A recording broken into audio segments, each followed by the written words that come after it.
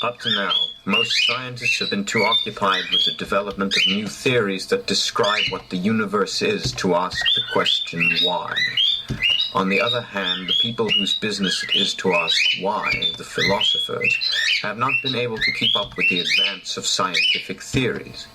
In the 18th century, philosophers considered the whole of human knowledge, including science, to be their field and discussed questions such as, did the universe have a beginning? However, in the 19th and 20th centuries, science became too technical and mathematical for the philosophers, or anyone else except a few specialists. Philosophers reduced the scope of their inquiries so much that Wittgenstein, the most famous philosopher of this century, said, "The sole remaining task for philosophy is the analysis of language," but a come-down from the great tradition of philosophy from Aristotle to Kant. However, if we do discover a complete theory, it should in time be understandable in broad principle by everyone, not just a few scientists. Then we shall all, philosophers, scientists, and just ordinary people, be able to take part in the discussion of the question of why it is that we and the universe exist. If we find the answer to that, it would be the ultimate triumph of human reason, for then we would know the mind of God. I don't think so. What's on your mind, Mr. God? Philosophers are arrogant. Aren't philosophers arrogant? They are pathetically arrogant. God, just a second. Philosophers are pathetically arrogant. God has taught me some language. He said my mom thought of my spirituality as viciously inferior. And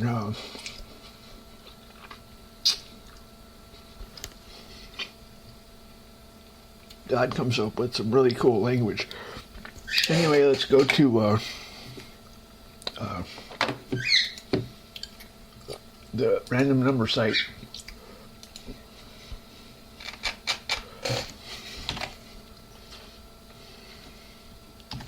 Oops.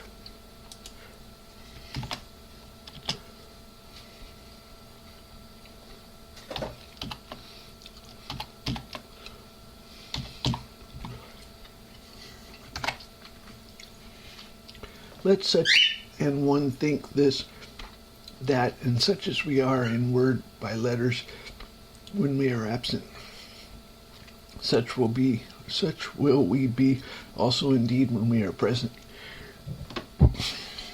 For we dare not make ourselves of the number or compare ourselves with some that commend themselves, but they, measuring themselves by themselves, in comparing themselves among themselves, are not wise.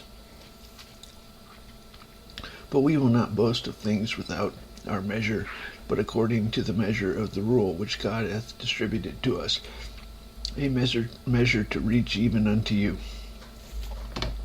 For we stretch not ourselves beyond our measure, as though we reach not unto you. For we are come as far as to you also in preaching the gospel of Christ, not boasting of things without our measure, that is, of the man's labor, but having hope, when your faith is increased, that we shall be enlarged by you according to our rule abundantly, to preach the gospel in the regions beyond you, and not to boast in another man's line of things made ready to. Woo-hoo. I did a miracle. God says, no, I did a miracle. Okay, that's my miracle. Good enough.